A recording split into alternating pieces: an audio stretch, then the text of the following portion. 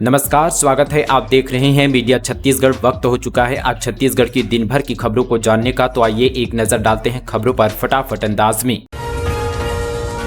5 सदस्यीय टीम गठित, SC ST और ओबीसी का आरक्षण रोस्टर तैयार करने अफसरों को मिली जिम्मेदारी। छत्तीसगढ़ शासन ने एससी एसटी और ओबीसी वर्गों का आरक्षण रोस्टर तैयार करने के लिए कमेटी बनाई है। कमेटी के अध्यक्ष चंदन कुमार की अध्यक्षता में टीम आरक्षण प्रतिशत, रोस्टर, बिंदुओं के निर्धारण और परीक्षण तैयार करेगी। इसके लिए अलग अलग विभाग के अफसरों को बड़ी जिम्मेदारी सौंपी गई है। जारी आदेश के अनुसार 5 जिलों जिसमें राजनांदगांव, रायगढ़, बलौदाबाजार, भाटापारा, जांजगीर चांपा, कोरिया और 5 नवगठित जिलों मोहला, मानपुर, अंबागढ़ चौकी, खैरागढ़, छुईखदान, गंडई, सारंगढ़, बिलाईगढ़, शक्ति, मनिंदगढ़, चिरमिरी, भरतपुर में सीधी भर्ती में नियुक्ति के लिए एससी एसटी और ओबीसी वर्गों के लिए रोस्टर बिंदु के निर्धारण और परीक्षण करने के लिए 5 सदस्यीय कमेटी गठित की गई है। डिप्टी सीएम विजय शर्मा ने कबीरधाम को दी सौगात। 5 करोड़ 49 लाख रुपए के विकास कार्यों का किया भूमि पूजन। कवर्धा विधायक व डिप्टी सीएम विजय शर्मा बीते दिन कबीरधाम जिले के दौरे पर थे। उन्होंने कवर्धा शहर को विकास की नई दिशा देते हुए बड़ी सौगात दी है।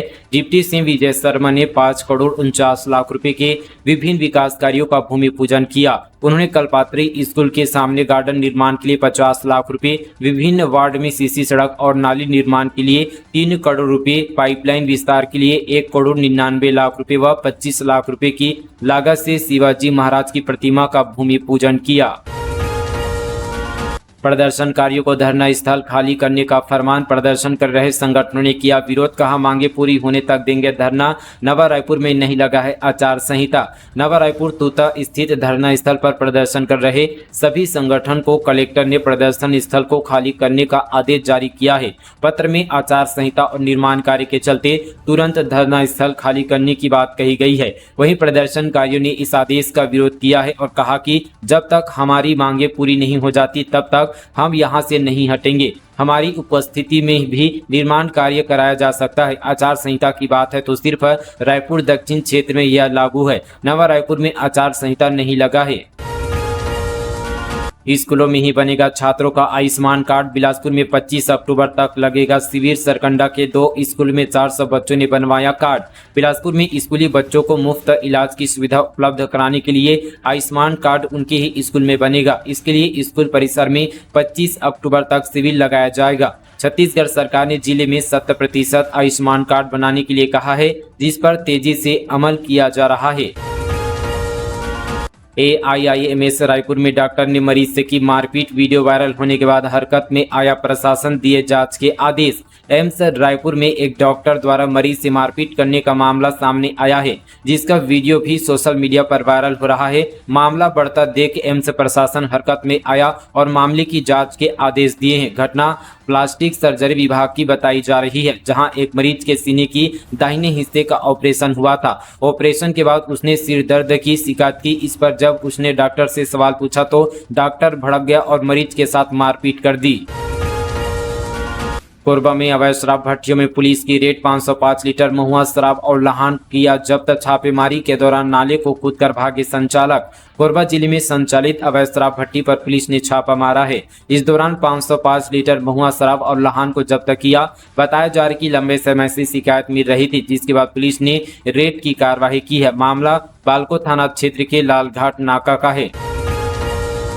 चाय बेचने वाला निकला नटवाला। शेयर में मोटा मुनाफे का झांसा देकर 400 लोगों से की 100 करोड़ रुपए की ठगी, अब हुआ गिरफ्तार। छत्तीसगढ़ के रायपुर में एक साधारण चाय बेचने वाले भुवनेश्वर साहू ने शेयर बाजार में निवेश का झांसा देकर 400 से अधिक लोगों से करीब 100 करोड़ रुपए की ठगी कर डाली। रायपुर के मंदिर हसौद क्षेत्र में यह मामला सामने आया, जहां पुलिस ने इस ठगी के मास्टरमाइंड भुवनेश्वर साहू को उसके साथी मनोहर साहू के साथ गिरफ्तार कर लिया है। यह वही शख्स है जिसने चाय का ठेला चलाने से लेकर करोड़ों रुपए की ठगी तक का सफर तय किया। भुवनेश्वर साहू ने खुद को शेयर बाजार में बड़ा खिलाड़ी बताते हुए सैकड़ों लोगों को यह भरोसा दिलाया कि अगर वे उसके जरिए शेयर ट्रेडिंग में निवेश करेंगे तो उन्हें दुगना मुनाफा मिलेगा। शुरुआत में उसने छोटे छोटे मुनाफे देकर लोगों का विश्वास जीत लिया और धीरे धीरे उनसे लाखों रुपए का निवेश करवा लिया। पंजाब हरियाणा पर निर्भरता कम। छत्तीसगढ़ के कई किसानों के पास अब खुद का हार्वेस्टर, अर्ली वैरायटी की धान फसल तैयार है और दशहरा के बाद उसकी कटाई भी शुरू हो गई है। मजदूरों की कमी और ज्यादा समय लगने की वजह से धान की कटाई हार्वेस्टर से होने लगी है। दुर्ग सहित प्रदेश भर में पंजाब और हरियाणा से आकर इस सीजन में हार्वेस्टर से कटाई का कारोबार चलता रहा है, लेकिन इस बार यहां के कई किसानों ने खुद ही हार्वेस्टर खरीद ली है। रायपुर में ऑपरेशन थिएटर में मरीज ने किया डांस। डॉक्टर ने कहा था 6 महीने की जिंदगी है, बेटी ने अपना लीवर दान कर बचा ली जान। छत्तीसगढ़ के तिल्दा के रहने वाले अनिल कुमार यादव की बेटी ने अपने लीवर का हिस्सा दान कर पिता की जान बचा ली। वहीं लीवर ट्रांसप्लांट के ऑपरेशन के बाद थिएटर में अनिल पुराने गानों पर डांस करते हुए नजर आए। दरअसल लीवर सिरोसिस जैसी गंभीर बीमारी से जूझते हुए अनिल की हालत बेहद नाजुक हो गई थी। पेट में पानी भरना, पीलिया, खून की उल्टियां और कमजोरी के कारण उनकी जिंदगी हर पल मौत के करीब जा रही थी। अनिल को लेकर कई बड़े डॉक्टरों ने जवाब दे दिया था। रायपुर के एक प्राइवेट अस्पताल में इलाज शुरू हुआ तो लीवर की हालत इतनी खराब थी कि उसके सहारे वे केवल 6 महीने ही जिंदा रह पाते। अनिल को बचाने का एकमात्र उपाय लीवर ट्रांसप्लांट था और ऐसे नाजुक समय उनकी बेटी वंदना ने जो कदम उठाए जो हर किसी के बस की बात नहीं है। अपने पिता की जान बचाने के लिए वंदना ने अपने लीवर का एक हिस्सा दान करने का फैसला किया। प्रदेश में जल्द लागू होगी नई उद्योग नीति। क्षेत्रीय उद्यमी सम्मेलन में शामिल हुए सीएम साय लघु उद्योग भारती को जमीन देने और एमएमएमई का मंत्रालय बनाने का किया ऐलान। सीएम विष्णुदेव साय भिलाई के खुर्सीपार में आयोजित लघु उद्योग भारती के क्षेत्रीय सम्मेलन में शामिल हुए। उन्होंने लघु उद्योग भारती की मांग पर जल्द ही संस्था को कौशल विकास के लिए जमीन देने और एमएमई का अलग से मंत्रालय बनाने की घोषणा की। इस मौके पर सीएम साय ने कहा कि राज्य स्थापना दिवस पर नई उद्योग नीति लागू की जाएगी जो उद्योगपतियों से लेकर लघु उद्योग वाले सबके लिए लाभकारी होगी। 2 नगर पंचायतों के बदलेंगे हालात। विकास कार्यों के लिए विधायक अनुज शर्मा ने 2 करोड़ 61 लाख रुपए की दिलाई स्वीकृति। राजधानी रायपुर से लगे धरसीवा विधानसभा क्षेत्र के नगर पंचायत पूरा और खरोरा में एक बार फिर से विकास की गंगा बहाने के लिए विधायक अनुज शर्मा ने अपनी ताकत लगा दी है। मुख्य नगर पालिका अधिकारी नगर पंचायत पूरा के लिए 21 विकास कार्य के लिए 1 करोड़ 11,49,000 रुपए की स्वीकृति दी है। वहीं नगर पंचायत खरोरा के विकास कार्य के लिए 1 करोड़ 49,91,000 रुपए की स्वीकृति दी है, जिससे दोनों नगर पंचायत में खुशी की लहर है।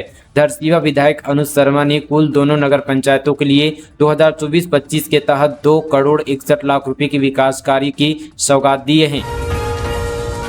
वर्षों से लंबित परसा परियोजना के शुरू होने से सरगुजा जिले में मिलेंगे हजारों रोजगार। सरगुजा जिले के उदयपुर ब्लॉक में विगत 4 वर्षों से लंबित परसा कोयला परियोजना के शुरू होने की काव्यात अब शुरू हो गई है और उसके साथ ही जिले और राज्य में हजारों रोजगार के प्रत्यक्ष और अप्रत्यक्ष अवसर पैदा होने जा रहे हैं। राजस्थान सरकार के निगम ने स्थानीय प्रभावशाली युवाओं को नियुक्ति पत्र देने की शुरुआत कर दी है। राजस्थान राज्य विद्युत उत्पादन निगम लिमिटेड की यह कोयला परियोजना पूरी अनुमति के बावजूद विदेशी चंदे से लैस बाहरी द्वारा विरोध के चलते 4 वर्षों से शुरू नहीं हो पाई थी, लेकिन स्थानीय लोगों के समर्थन और सहयोग से राजस्थान और छत्तीसगढ़ राज्य शासन ने जरूरी कदम उठाकर परसा खदान खोलने के लिए रास्ता साफ कर दिया है।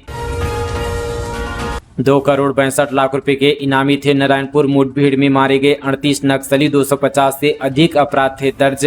दंतेवाड़ा में 3 अक्टूबर 2024 को नक्सलियों और सुरक्षा बलों के बीच हुई मुठभेड़ में 38 नक्सलियों की पहचान पूरी कर ली गई है, जिन पर कुल 2 करोड़ 62 लाख रुपए का इनाम घोषित किया गया है। मुठभेड़ में 31 नक्सलियों के शव और अन्य सामग्री बरामद की गई है। मुठभेड़ में मारे गए नक्सली में प्रमुख नक्सली नेता भी शामिल हैं, जिन पर 250 से अधिक अपराध पंजीबद्ध हैं। दिवाली पर मौज नहीं, बढ़ेगा बसों का किराया। छत्तीसगढ़ यातायात महासंघ का भरोसा। राजधानी अब महानगर का रूप ले रही है। यहाँ की आबादी बढ़ने के साथ ही बसों की संख्या में भी बढ़ोतरी हुई है।